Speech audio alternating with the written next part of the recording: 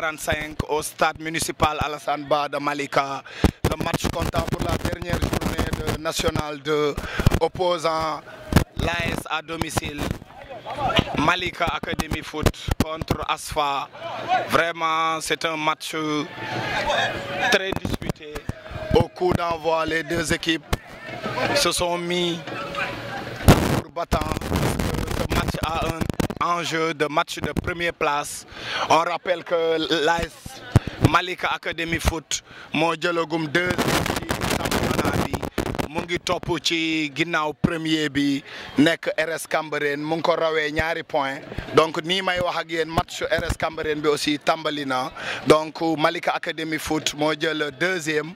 au niveau du championnat de National 2 mu nekk un match qui va être amplement discuté ce soir. Donc di leen fàttali rek ne au niveau des billes nous avons Mamadou Laye di Kepa moom mooy gardien wu Malika Academy Foot. Nous avons aussi le numéro 7 Sidi Diaw, Moussa Ba au dossard numéro 5, Moussa Djanka numéro 3, Fallou au dossard numéro 4, Doudou Fall, Munginonou, Mamadou Mbaye numéro 6, Emma le numéro 14 et Ahmed le numéro 12, Mara le numéro 10 et Adama pour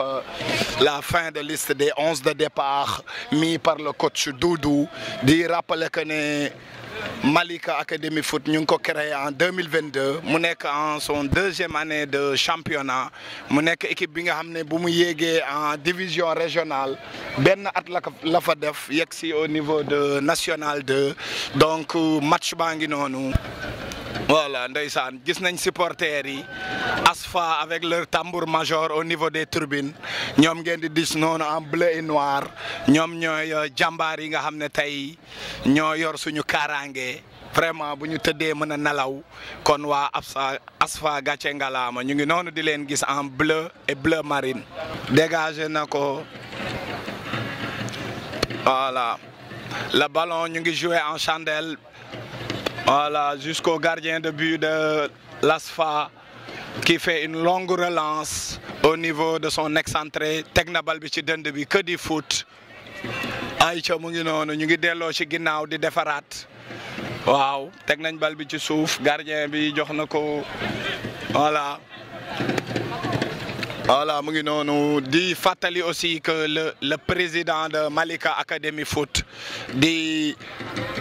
Moustapha Thiam vraiment di Kempes ñu ngi koy jaar di ko nuyu ndax tey lii bu amee yàlla ak moom la di nuyu aussi le manager général Khadim Mbaye bi nga xam ne tey moo coaché li nga xam ne mooy catégorie yi fi nekk ba match yi yegg si fii avec aussi le coach Doudou au banc un coach très expérimenté Doudou muy coach bi nga xam ne moo ëpp titre trophée fii au niveau des nawetaan de Malika. Voilà, corner tiré par Mara, le numéro 10. mu ngi noonu di reculer Mara mu ngi siggi xool ku muy passe bal bi Aïcha mu ngi noonu Mara. Voilà, centre ras de terre de Mara, ballon intercepté par waa Asfa. waaw di fàttali que ne képp ku bëgg café Baye Zal mu ngi fii café Touba bu neex bu sell mu ngi jaay à côté stade bi lépp am na fii Malika la dëkk bu neex la dëkku Seydina Limamou Laye Maam Baye Laye moo sanc dëkk bi en 1904 donc on est au stade municipal Alassane Ba ballon pour Maf dellu nañ ci gardien bi Kepa ñëw na ci numéro 5 bi Moustapha Ba qui relance vers Fallou qui met vers dans l'entrejeu ñu ngi dellu ci ginnaaw.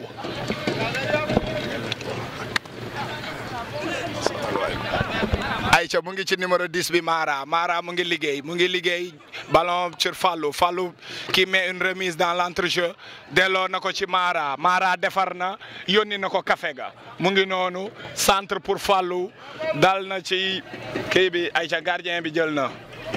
voilà.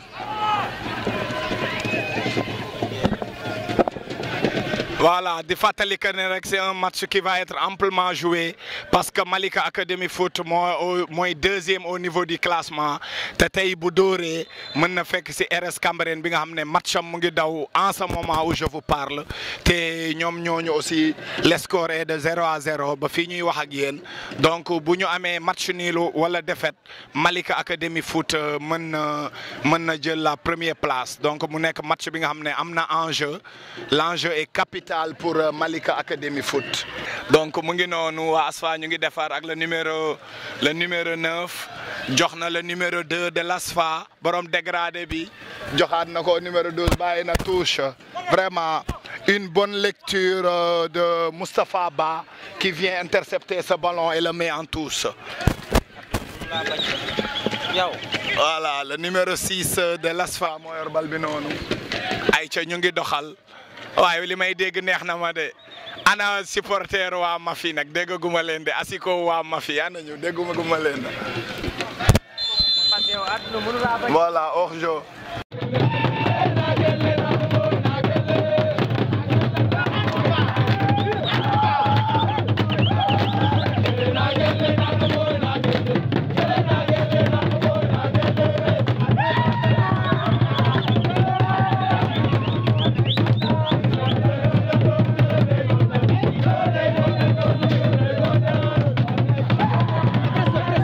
ñu ngi nuyu aussi waa Croix-Rouge yi nga xam ne tey ñu ngi toog nii sama wet nga xam ne lépp luy jëm ci wérgu yaramu doomu aadama tey ñoom ñu ngi ciy dox di ci béy seen waar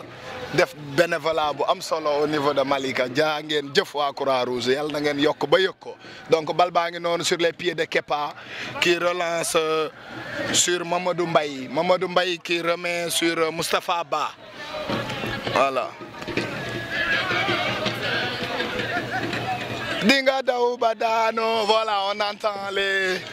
les supporters de l'AFSA.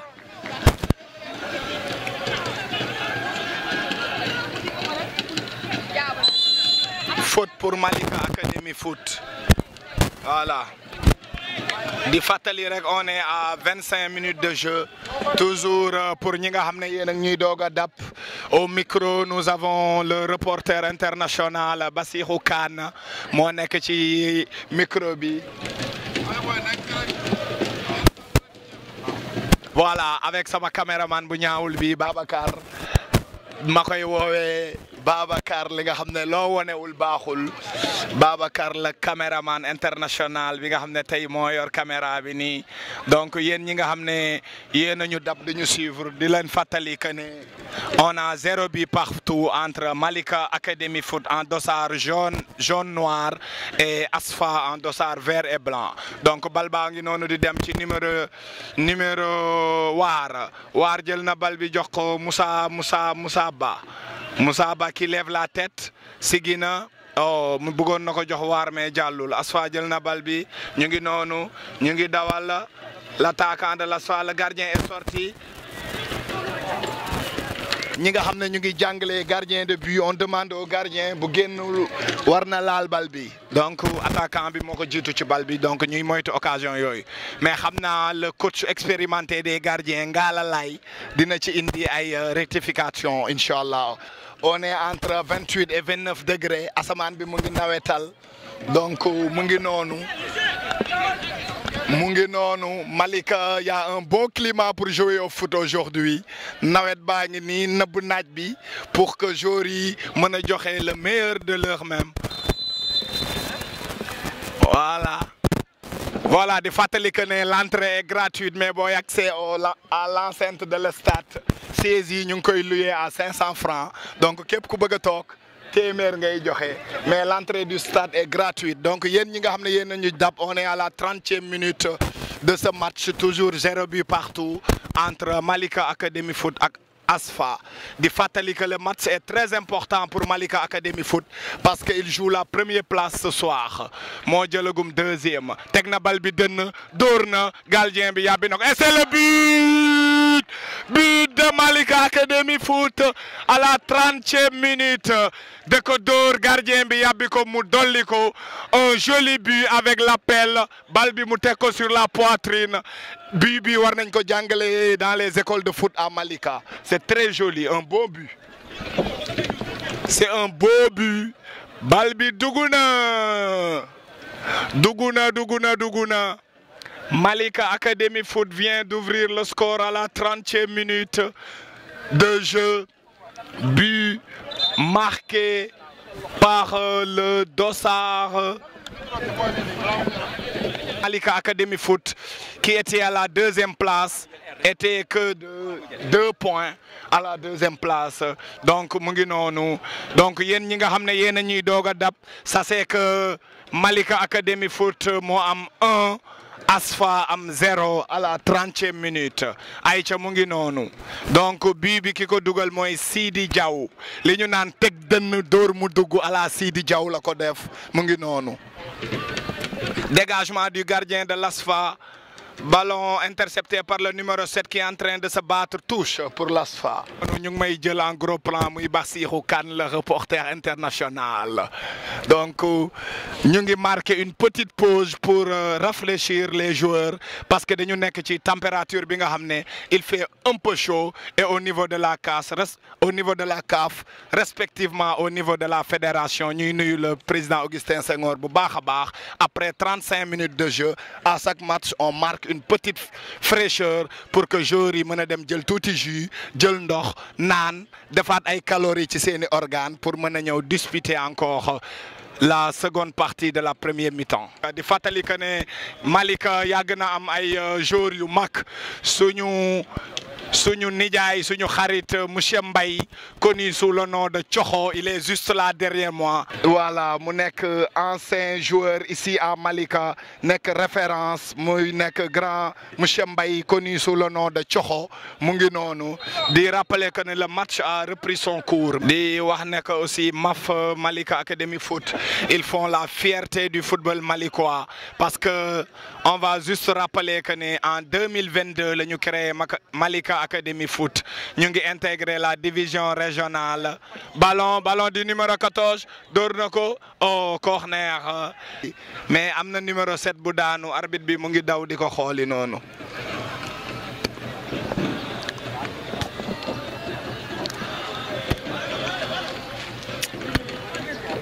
ndeysaan voilà mu ngi noonu ñu ngi manœuvre arbitre bi sifflé wul à l'instant maa ngi jot le 11 de l'Asfa mu ngi noonu au niveau des buts on a Edgar Malang après ñu am Yacine Diop après Gueye Sall Alassane Ndour Badou Sarr Lamine Sambou Mamadou Gueye Alassane Diagne Souleymane Thiaw Diop Bitey Mohamed Diédhiou voilà ñooñu ñooy les 11 partants. donc di leen wax ne que nag yéen a ngi ci Yafine TV di leeral lépp li nga xam ne mooy événement sportif culturel et de développement yi xew fii ci Malika di nuyu au passage le coordonnateur Moussa Yafine borom Yafine TV. voilà ñu ngi gis Sidi Diaw est au sol le buteur mi nga xam ne tey moo dugal à la 30e minute du jeu Sidi mu ngi au sol mu ngi aux soins de la Croix-Rouge l'arbitre est à côté aussi. coup franc pour le numéro 4 de l'Asfa. voilà mu ngi noonu vraiment coup franc bien tiré voilà. oh là là l'arbitre a décidé de siffler corner pour l'Asfa door na ko oh là là cafouillage arbitre bi sifflé na faute pour voilà les jaunes et noirs de Malika ont eu chaud foofu tàng na jër tàng na mais donc bëggoon naa nga waxal ma tuuti ci Malika Academy Foot. bi juddu 2022 def division régionale et 2023 fekk ko national 2 avec le président un emblème du football malickois Moustapha Thiam connu sous le nom de Kempes. Bassirou di leen nuyu di leen wax ne ba tey ñoo ngi si match bi rek Malika Academy Foot moo am 1 ñoo ngi à la 38e minute comme ni ñu ko waxee rek mu doon club bu bees waaw club bu bees boo xam ne mun nañu wax ne dañ koy tete fi mu nekk nii ndax ku am 2 ans moom dañuy wax ne dañ lay tete day jàng dox waaye jàng dox bi dëgër na ñuy ñaan rek mu gën a dëgër nii vraiment mu nekk initiative boo xam ne bon waroon na ñëw bu yàgg. man ma wax ne waroon na ñëw bu yàgg Malika waroon na weesu fii ci lii waaye nag jamono bu nekk ak luy xew il faut écarter ça c'est pas sûr voilà c'est bien fait. donc mu ngi noonu on est à la 40e minute de jeu yéen ñi nga xam ne yéen a ñu dàpp xam leen ne Malika Academy Foot moo mené 1-0 face à l'ASFA équipe bi nga xam ne vraiment dugal nañ ko mais mu ngi football et ses supporters aussi continuent à donner de la voix. ñu ngi koy gis noonu au niveau des gradins du stade Alassane Ba de Malika donc centre baa ngi noonu mais derrière les buts di leen fàttali que ne on a un bon climat ici à Malika buur yàlla mu ngi nawetal naaj bi génnul tey di leen fàttali que ne vraiment y a un tout petit peu de vent mais mu ngi noonu ballon de l'ASFA jël nañ bal bi contrôlé na ko voilà une tacle li may xeeñ dafa mel na ndox la mais maam yàlla ñu ngi lay ñaan waaw ñu ngi lay ñaan aca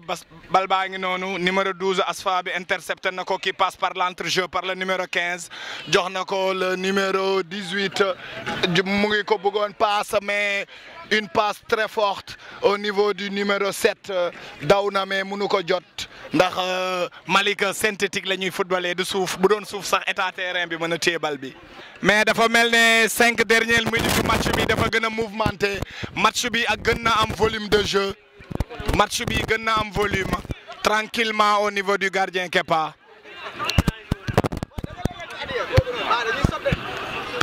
Voilà.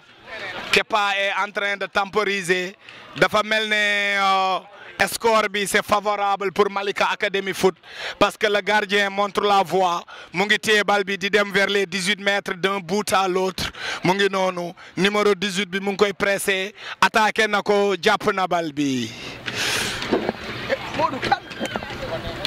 mu ngi noonu Aïcha Moussa Ba jël na bal bi il demande à son bloc de monter. Le bloc est médian delluwuñu ñu ngi noonu. Le dossard numéro 4 ci Yassine Diop moom moo koy door noonu bal bi jóg deuxième poteau c'est parti. La dernière minute du temps réglementaire la ñuy football noonu long dégagement du gardien de but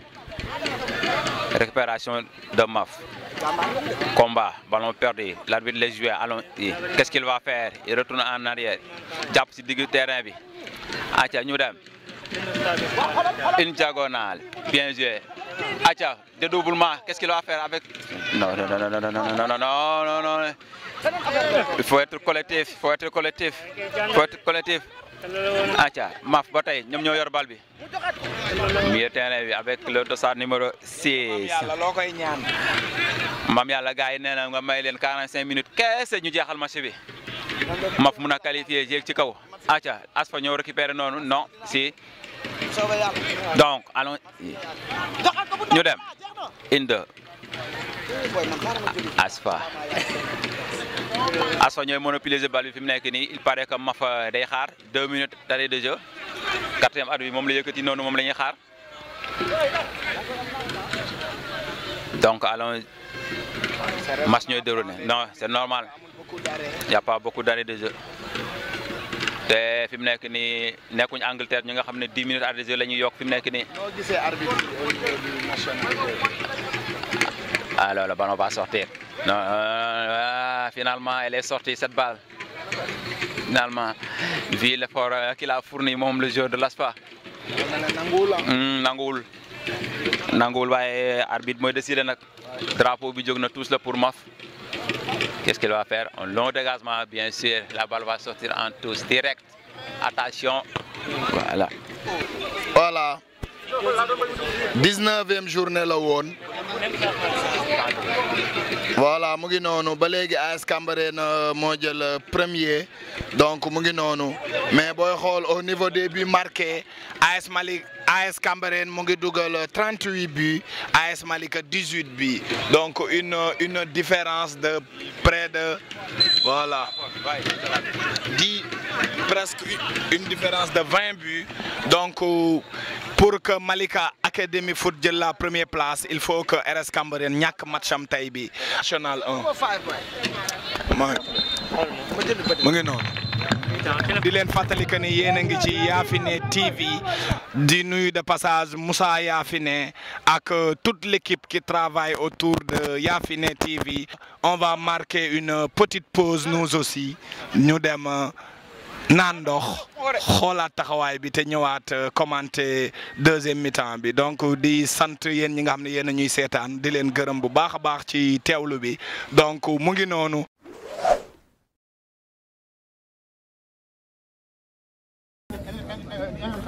ñun suñu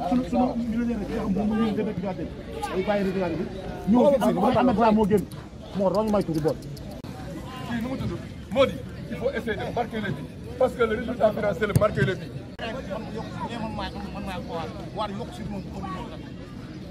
C'est-à-dire bu ñuy attaqué minimum attaque trois attaquants ak deux minutes de défense dañu permettre au moins parce que déjà seen benn défenseur éliminé le beau jeu am na mais c'est éphémère mais essentiel suñu duggee surface bi troisième tiers mais certes yow d'accord naa d'accord un attaquant da koy bëgg noonu dans la surface mu ngi xeex pour am ko. Issa Mbaye nan nga gisee dernière journée Malika Academy Foot ici au stade municipal Alassane Ba de Malika ak aussi noo gisee Malika Academy Foot avec performance yu mu def ci 2 ans yi nga xam ne si la ñëw ci football kii ci amateur bi donc mu jógee division régionale en 2022 yegg si ci national 2 en 2023 nan nga gisee seen taxawaay. Merci Bass vraiment taxawaay bu rafet man yaakaar naa footballu Malika vraiment ku yàgg suivre ay footballeurs yu dëkk Malika war nga xam ne footballu Malika waroon na passé fi bu yàgg mais nag xaj na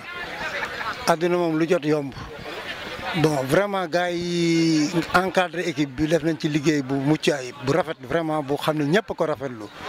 ndax fi ñu départ ak fi ñu arrivé tey vraiment ku amul liggéey bu am taxawaay bu baax doo fi agsi ndax ay équipe mag nañ ñu ay at vraiment liñ fi liggéey ci 2 ans 3 ans yi ñoom vraiment raw nañ leen lu bëree macha allah yàlla nañ yàlla gën a lafal cat vraiment liggéey bi aussi ñin ko dénk ñu gën leen ñaanal ñu am wér gën a am taxawaay ci xale yi. vraiment te xale yi moom yéene nañ leen loo xam ne ñun seen papa yi ak seen nijaay yi amuñu ko woon vraiment stade bu mel ni ñun daaw ñu football ci lii donc buñ amee objet bu mel nii nañ ko fonk. teg ci suñu bakkan quoi vraiment kenn bañ ñu ko yàqal aussi ndax amuñu lu lii sportif moom loo ko defaral lu place bu baax bu mu exporé defal ko dara vraiment liggéey bi maa ngi koy rafetlu bu baax a baax merci beaucoup. léegi ñu ne le président Moustapha Thiam connu sous le nom de Kempes ak le manager général Khadim Mbaye nan nga gisee seen taxawaay ñu nekk aussi 2 anciens footballeurs nekk aussi ay emblèmes ils ont fait aussi les beaux jours du football malikois et du football tout court du département de Pikine nan nga gisee seen taxawaay ñoom ñaar en 2 ans fii ci AS Malika Academy Foot en jaune et noir. bon di ko rafetlu rek comme li ma la wax vraiment ku xam ñoom ñaar ñooñu nga ma wax muy Moustapha Thiam suma rakk bu baax maa ngi koy nuyu de passage ak Khadim Mbaye mi nga xam ne mu sama rakk la xam nga seede ci sa ñaari rakk dafa xaw doy waar mais nag mun li ma ciy seede lu ñëpp teg bët la lu Malika yëpp teg bët la vraiment ñu ay nit ñu bëgg sport. da ngay wax ne au niveau de Malika mais ñoom génn nañ sax au niveau international parce que ñoom ñi bu ma fàttalikoo bu baax a baax dem nañ fi Algérie dem nañ fu nekk donc football dañ ko mës a bëgg te nag nit ki aussi lu mu bëgg di ci sacrifice wu du ñàkk bis yàlla defal ko ci ndam parce que tamit li nga bëgg di ci wane di ci jàppale say frère di ci jàppale say doom vraiment yàlla du la ci seetaan daal ñu ngi ciy góorgóorlu bu baax a baax nag man daal vraiment lu rafetlu seen taxawaay defuma ko ci taxawaay bu rafet lañ am te li may wax toujours rek ñun amuñu fu dul Malika. buñ ne AS Malika mi ngi jóg wala MAF mi ngi jóg wala keneen mi ngi jóg képp ku ci mën a jàpp naka jàpp te xam ne ndam li Malika ko moom luñ ci am tamit ñun ñoo ciy bénéficié wu. waaw ñu bañ ko yemale ci benn gox laak benn ruq laak benn quartier la non ñun war nañu weesu foofu dañu war a boole ndax ñun li nga chance yi nga xam ne ñun amuñu ko woon suñuy doom ak suñuy jarbaat yàlla dimbali leen ba ñu gën a sori ci lii.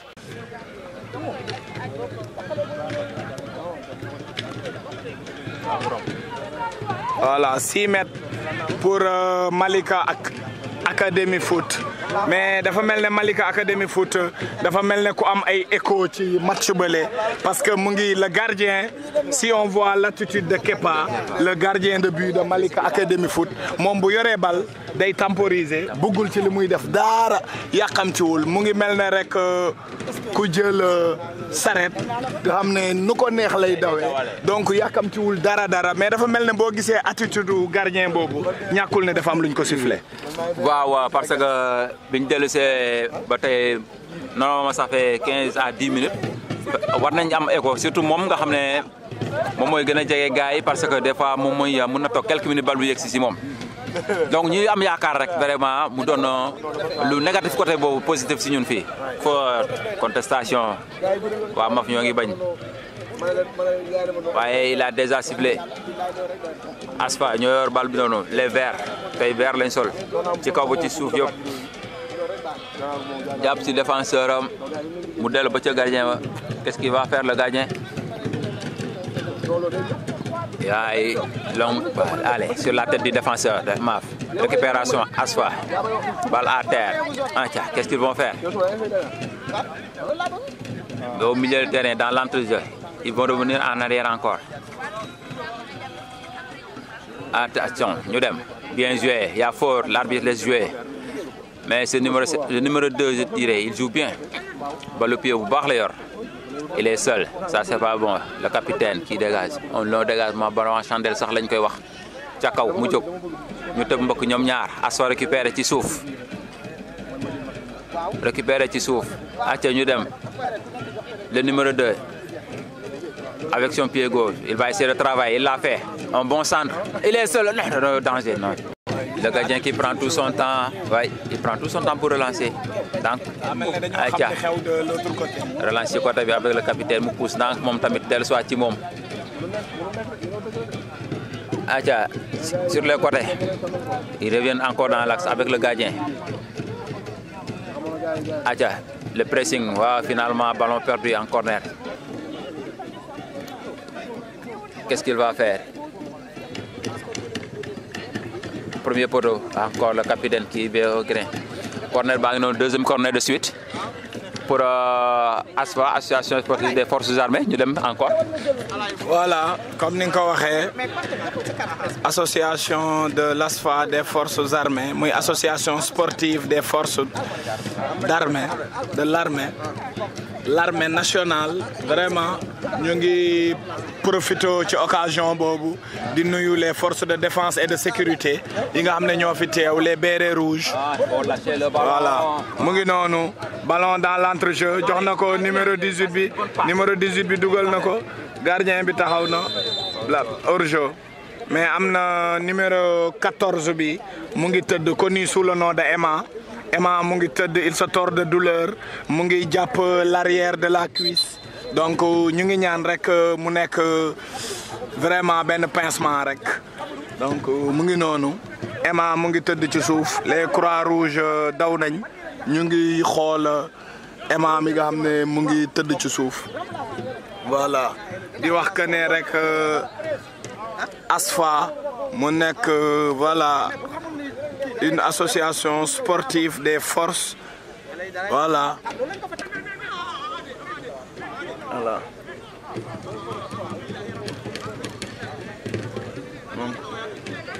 mais dafa mel ne arbitre bi moog numéro 8 bi ñoo bokk li ñuy làkk waxuñu olof waxuñu français mais làkk boobu dégguma ko mais dafa mel ne def na ko ana ñooro donc xaw ma lu muy tekki nag mais dafa mel ne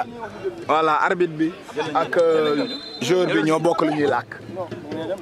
Voilà, donc changement, il y a un changement qui s'opère au niveau de qui le numéro 13 sort pour l'entrée du numéro 18 de l'association des forces de l'association sportive voilà des forces armées ñu ngi noonu connu sous le nom de ASFA. Donc ñu ngi opérer deux changements numéro 13 bi génn na pour le numéro 17. Voilà, deuxième changement bi aussi numéro 12 bi mooy céder sa place au profit du numéro j'ai pas encore vu son dossard donc mu ngi noonu. bi reculé na de 2 pas yëkkati na ballon bi ala ñu ngi koy xeex ci kaw jël jour numéro 7 ASFA bi jël na bal bi mu ngi delloo ci ginnaaw ñu ngi togg mais vraiment il est très vigilant vraiment ah voilà le numéro 3 mu ngi doog a dugg le numéro 3 mu ngi doog a dugg mooy premier fautam même pas 1 minute de jeu il écope d'un carton jaune waaye arbitre bi jox na ko carton jaune après même pas 30 minutes bi mu def ci terrain bi jël na carton jaune xam naa vraiment moom engagement excès d'engagement ci lañ ko jox carton jaune mais aussi boo duggee fekk ñu mëne sa équipe day mel ne xadar bi day yokku quoi. Donc loolu la sax parce que on dirait que première action moo nekk noonu mu jël ci carton jaune donc li des ci temps bi fokk mu def ndànk aca bal bi jóg sa kaw ci côté bi voilà la touche donc ASFA ñoo nekk noonu toujours comme li ñu leen waxee rek envers les militaires bataillon des sports seen supporters yi ñoom ñooy woy noonu la touche pour Maf pour qui allez balle à terre la balle est sortie bien sûr de concentration allez Maf ñu dem côté go allez dans l'intervalle profondeur bi gardien bi anticipé est-ce que balle bi dina dugg si biir est-ce que dina dugg si bien joué ça c'est bien bonne protection il est à terre le gardien il est à terre le gardien ah tiens qu'est-ce qui se passe arbitre ngi wax ak moom na jóg arbitre neen na jóg yaa rien na jóg loolu moom gis nañ ko fi. il semble que dama gis légère bras. légère poussette. Talla lamb ji te xamul de waaye nag football moo am nga ñëw stade ma fa am benn ASFA am 0 ay militaire lañ nag waaye teewul ma fa nga koy dékku waaw li mu def sax weesu na dékku ndax moo yëg ci kaw donc sa impression ci loolu. waaw non sama impression lu ma gisee match bi maa ngi ko ba mu ñëw ba léegi gis naa ne gars yi bal bi mi ngi toggul quoi day dem ak ñëw rek. mais boo seetlee da ngay xam ne ASFA moo dominé instant yii Maf mais gis na ni nii léegi li nga gis ne waa ji da ko tontu quoi attaquant bi tontu laal na ko parce que boo xoolee mais xam naa bu arbitre bi ñëwoon VAR ba caméra bi génne ko dina ko wan action bi nu mu demee quoi laal na ko. waaw oui waaw c'est tout quoi ok. merci Talla. ba tey góol baa ngi ci suuf les soigneurs Croix-Rouge ñëw na arbitre baa ngi wax ak le capitaine de Maf ñoo ngi échanger. mais ba tey rek le gardien est à terre moom am na droit ñu fajee ko ci terrain bi kenn du ko génne waaw règlement bi may na ko waaw minute ak juróom donc am na ko may nañ ko gardien de but mu tëdd waaw pour que ñu mën a opérer un changement su fekkee mënatul dem il reçoit le carton monsieur l'arbitre s'il reçoit le carton parce que arbitre day yaakaar na simulation la waaw donc carton jaune pour le gardien de Maf mais bon garaawul j'espère. bon gardien moom mën na jël benn carton ci saison. Le carton jaune est très sévère parce que nous fi ñu toog nii on a vu le coude un peu léger bi nga xam ne moom la ko joueur ASFA bi dóor donc il était dans les mesures pour mu mën a tëdd mais arbitre bi toujours est-il que c'est le maître du terrain gis na que ne joueur bi da doon essayer rey temps jox na ko carton jaune donc match baa ngi noonu di dem je pense qu'on est à l'heure de jeu. Li ci des bareetul donc mu ngi noonu donc ballon pour Malika Academy Foot, une petite talonnade donc numéro 7 bengi noonu.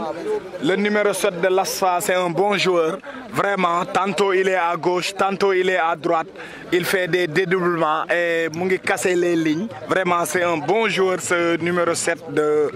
l'ASFA, vraiment avec une belle palette technique. Waaw, vraiment am na une belle palette pour jouer au foot. Donc bal baa ngi noonu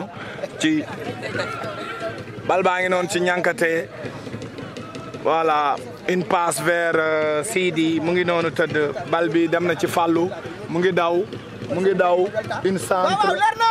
sur les bras du portier de l'ASFA, touche na ko, gardien bi passe na ballon bi en touche, mais jëlaat nañ bal bi dans l'entrejeu. Damay fàttali que ne rek dañuy nuyu le coach Doudou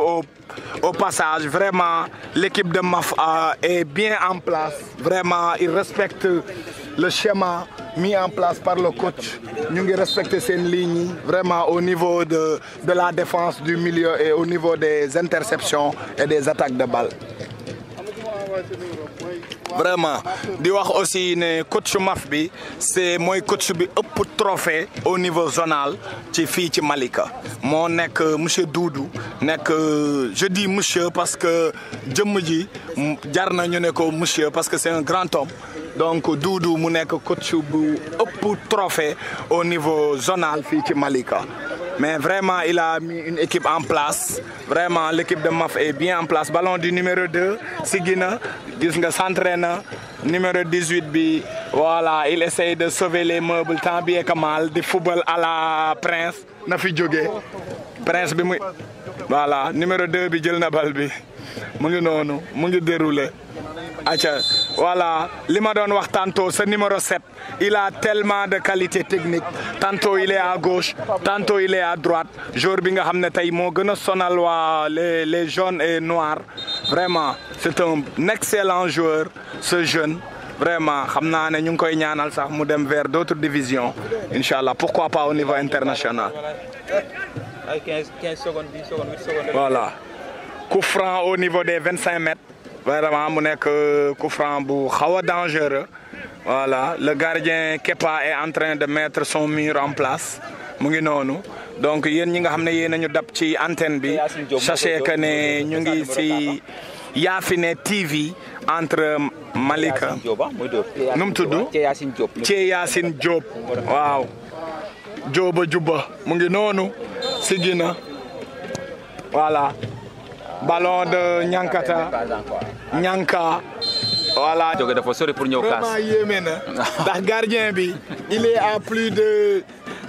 60 mètres avec l'arbitre, mais fexe na ba jël carton. Mais aujourd'hui c'est le match des gardiens de but parce que tout à l'heure en 5 minutes gis nañ le gardien Kepa jël carton jaune, mais dafa mel ne bu doon nawetaan ma ne ay xon la parce que c'est du berger à la bergère. 5 minutes après gardien Asfa bi jël na jaune moom tamit. Donc allez dans action de but non. Il faut que mu ànd ak xelam moom gardien fi mu nekk nii waaw. Parce que na def rôle am bàyyi jour yi ñu def seen rôle at bi ñu def rôle am. Voilà, mais nag c'est pas méchant parce que boo xoolee kii ci au niveau des statistiques le gardien de but il est le joueur bi xam ne moo gën a ndaw li muy am ay carton ci compétition bi donc gëm naa ne. Bonne balle allez. Ayca mu ngi noonu. Donc relance rapide avec le latéral gauche. Qu'est-ce qu'il va faire avec le latéral gauche? Waaw, dans la profondeur dina ci jot na ci kay aca interception du défenseur numéro 18 Maf yàkkamtiwul en arrière tous en arrière allez bien relance dans l'entrejeu teg ko ci poitrine yu wàcce la passe le défenseur qui s'interpose le numéro 7 aca jàkkaarloo mi dans la profondeur bonne balle aca bonne balle qu'est-ce qu'il va faire est-ce que dina ko jot passe en retrait ouais. Mal négocié. li ñu naan aji mango boo demee au niveau du centre du Sénégal ñi fay football au niveau de Kaolack bi may nuyu de passage Louga wala Thiès li ñu def mooy aji mango vu que la région de Dakar moom bëriwul mango mais le jour de l'ASFA dafa aji mango tout à l'heure donc le ballon est pour le gardien Kepa mu ngi noonu voilà tranquillement dans les bras du gardien vraiment mais il y a un joueur à terre le joueur de l'ASFA il est à terre vraiment.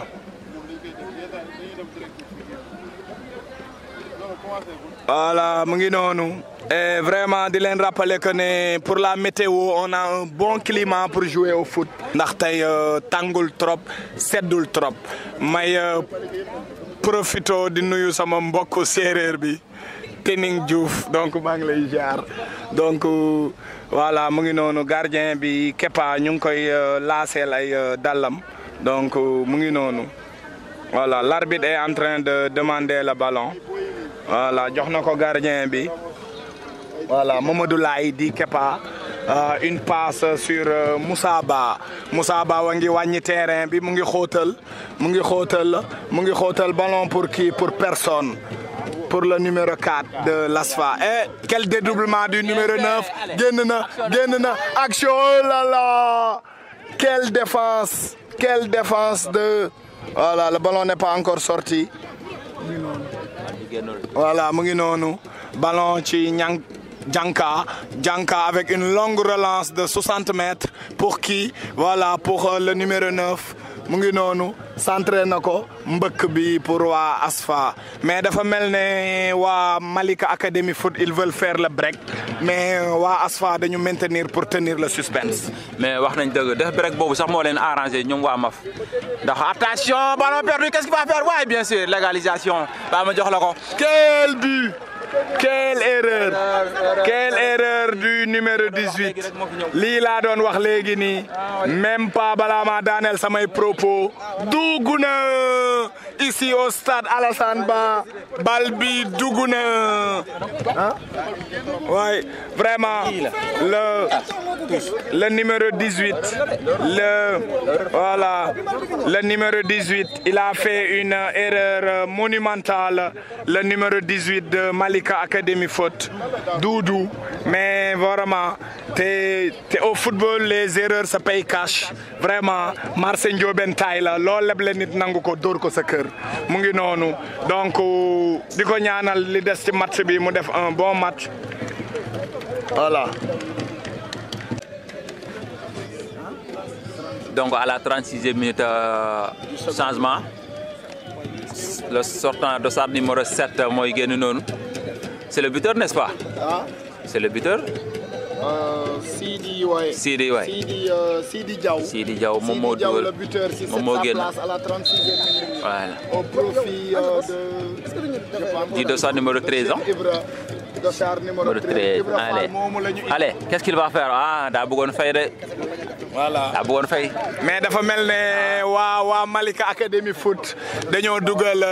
Cheikh Ibra Fall te dañoo nekk ci weeru safar di nuyu suñu mbokk murid yi bu baax a baax di waajal màggal Touba bi donc Cheikh Ibra la ñu dugal pour que ñaan gi nangu pour ñu mën a égaliser donc Cheikh Ibra Fall ñu ngi lay ziar Fall di la jox sa wàccuwaay bu baax a baax ayca mu ngi noonu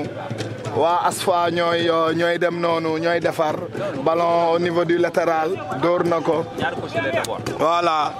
je rappelle que vraiment ñu ngi nii ak association sportive des forces d'armée ñu ngi noonu ASFA voilà ñu ngi noonu waa ASFA ñoo ñëw léegi égaliser donc le match est relancé pour le bénéfice de RS Cambérène bi nga xam ne moo nekkoon en tête donc il garde toujours sa place de leader donc mu ngi noonu Malika Academy Foot aussi est toujours à la 2e place donc voilà kooku buy tëb da ngay tëb ànd ak moom voilà ballon dans l'entrejeu oh quelle petite talonnade voilà laal na ko Aïcha Janka jox na Kepa avec une longue relance au niveau de l'entrejeu teg dënn waa Asfa sigina mais waa Asfa dafa mel ne dañoo ñëw au second mi-temps avec de nouvelles intentions. waaw de nouvelles intentions sax dañoo yokk seen ligne lañ gën a aj ci kaw il paraît que changement yi def tam am na impact non ça c'est pas bon bien joué dans l'entrejeu qu'est-ce qu'il va faire avec le dossard numéro 6 le numéro 14 encore ci digg terrain bi ba tey avec son pied gauche moo ngi xool yëkkati na bopp bi puusaat aca Doudou Fall avec son pied gauche la latéral monté na waaye dara ba tey erreur bi ba matul bàyyi ko psychologiquement Malika Academy Foot il monopolise le ballon interception Asfa qui repart contre-attaque seen contre yi nag côté gauche moo gën a bon si ñoom le côté gauche fonctionne très bien. Allez, qu'est-ce qu'il va faire? Est-ce qu'il va rattraper la balle? Bien sûr, dina ko jot. Il joue bien ce gaucher. Il temporise, il va revenir encore. Day dellu soit ba ci digg bi. Non, mauvaise balle. Bien. Ah, il va falloir courir boo dawul doo ko jot. Waay. Perte de balle yaa ngi bëgg a bëri au niveau du côté de Maf. Perte de balle yaa ngi bëgg a bëri depuis ba ñu jëlee bii bi ba tey mooy loolu donc Asfa tous pour Asfa avec le Samuel Sène. Allez c'est parti dellu ginnaaw aja il manque quelque chose un bon centre y a rien dit monsieur l'arbitre on joue on continue à jouer allez aja le dossard numéro 17 qu'est-ce qu'il va faire dans l'intervalle interception du défenseur mais toujours waa Maf ñoo monopoliser balle bi ba tey aca il a hésité à faire la passe première intention y a rien hors-jeu amul yëkkati na bopp bi il élimine 1 2 bah bonne défense du dossard numéro 4 voilà ça c'est une belle prise très belle prise jàpp na balle bi aca ñu dem Aïcha mu ngi noonu une belle prise du gardien il s'est envolé oh là là dama yaakaaroon ne ci asamaan si la jëm mais bi mu ne coppet bal bi li ñu naan coppet teg ci suuf la ko def avec une sérénité c'est un bon gardien vraiment qui rend très serein son équipe vraiment mu ngi noonu donc ballon bi dem na ah là là une passe manquée mais bii bu demoon dina garaaw de. Allez, action de but. Allez, récupération de Doudou Fall ci digg terrain bi avec le dossard numéro 12. Voilà, passe na ci intervalle bi yow tamit defaat ko fa. Obstruction bien sûr monsieur l'arbitre. Bien arbitré. Il va prendre son carton moom tamit foog mu jël. mais bu ko bàyyi woon day toj caaxi. non waxatuñu ko. bu ko bàyyi woon day toj caaxi. kii presque mënoon nañ ko woowee taxawaayu dernier défenseur bis bu ko bàyyi woon lambay ñaaw moo tax da koo koj.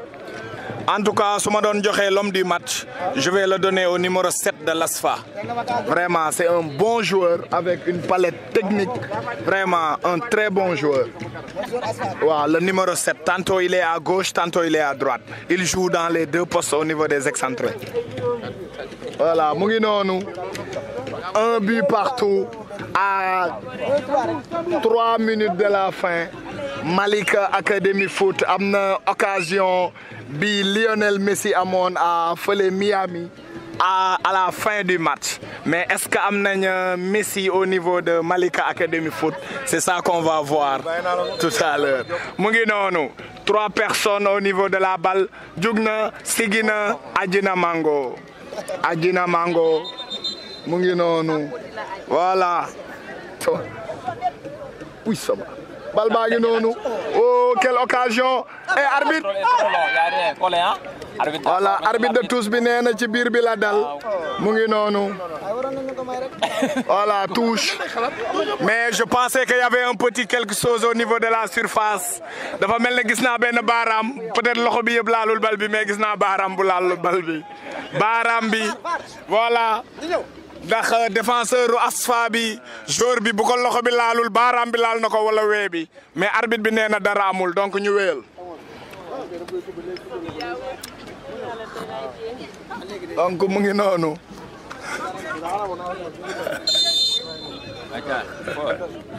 tey fi laa yëpp. Voilà, on est à la dernière minute de jeu. Voilà, M. Talla Diallo est parmi nous, le président de la zone. Le président de la zone 4, M. Talla Diallo, mu ngi nii vraiment gars yi yàkkamti nañ nawetaan yi aussi yàkkamti nañ match yi donc ñu ngi yaakaar d'ici quelques jours match yi dinañ débuter.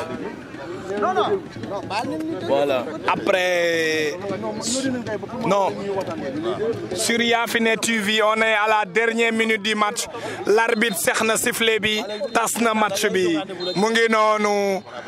mën nañ ko woowee contre-performance pour l'équipe de Malika Academy Foot et une belle performance pour les visiteurs ñi nga xam ne ñooy ASFA mu nekkoon Yafine TV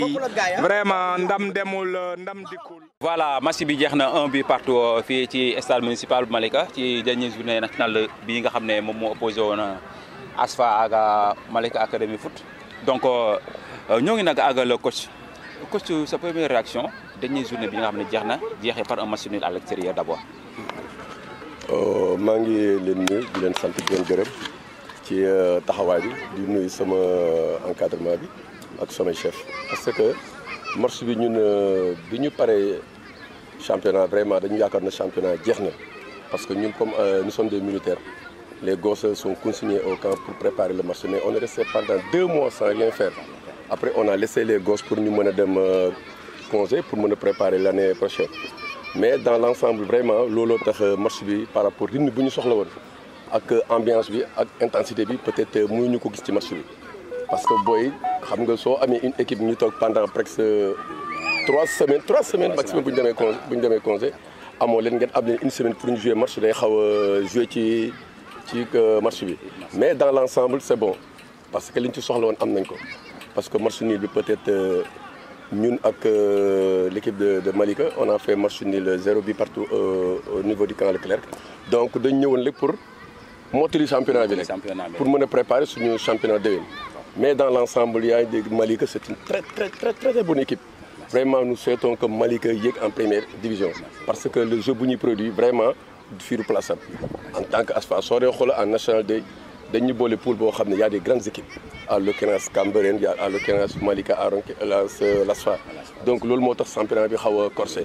mais ñoo ngi ñaan yàlla comme déwén dañu ne y a 3 équipes qui vont monter peut-être on souhaite que les 2 équipes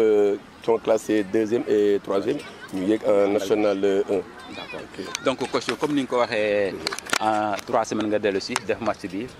ñu gis ne sa deuxième mi-temps moo ëpp rythme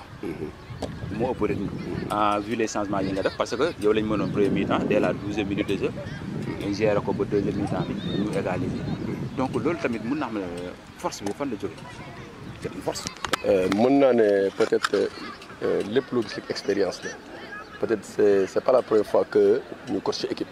xam nga entraîneur son force les gosses jouent sur le terrain mais moom day jàngat par rapport yaa ngi dégg la force de l'équipe adverse pour mën a exploiter le match. En premier mi-temps peut-être rang d'observation lañu amoon les joueurs par rapport automatisme day manqué trop parce que du que reste pendant des qui sans faire d'entraînement day xaw a jouer mais en deuxième mi-temps on a vu l'équipe de Malika par rapport au jeu surtout ils jouent un jeu arrêté ñoom ils veulent tuer le match à courte parce que ils ont mené le score par rapport à l'occurrence le gardien de but pour moom match war na mën a jeex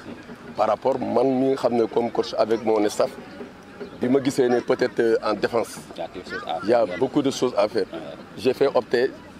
augmenter le milieu de terrain vous avez vu j'ai sorti un latéral pour permettre de jël un milieu de terrain après j'ai opté pour l'offensive j'ai opté pour l'offensive pour gagner pour moi je suis venu pour gagner le match ñun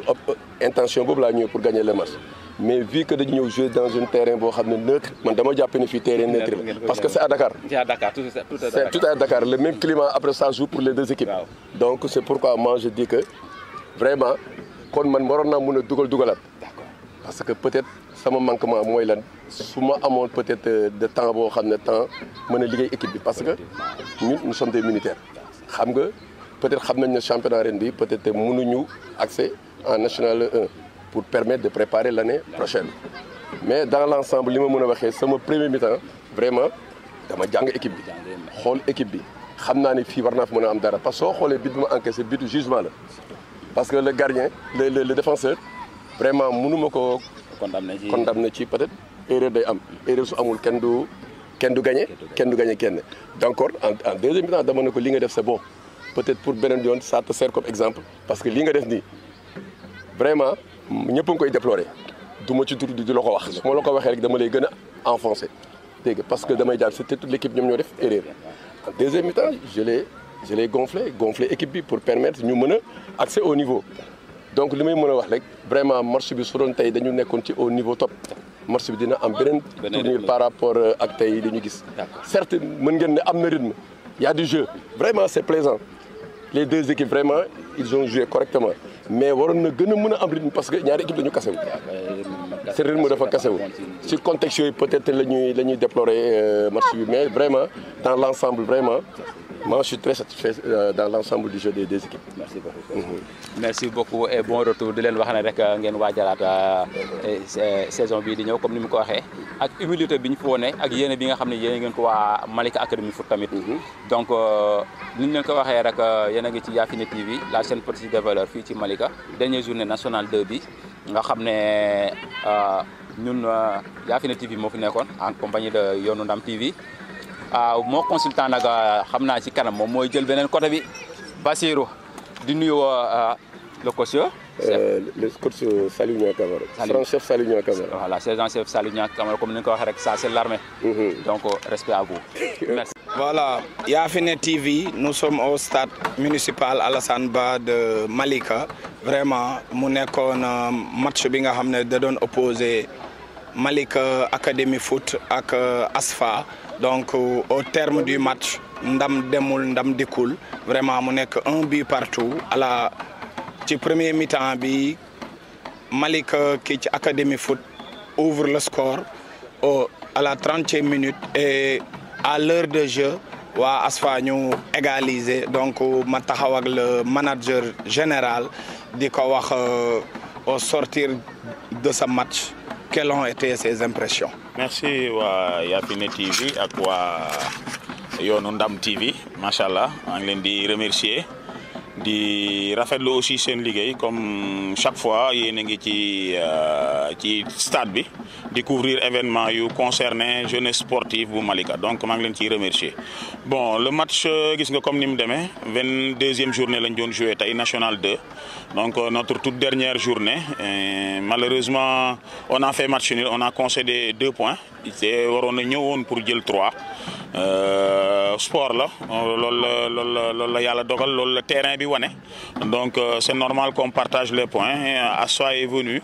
et ils ont vraiment joué un grand match ñun tamit on a fait ce qu'on a pu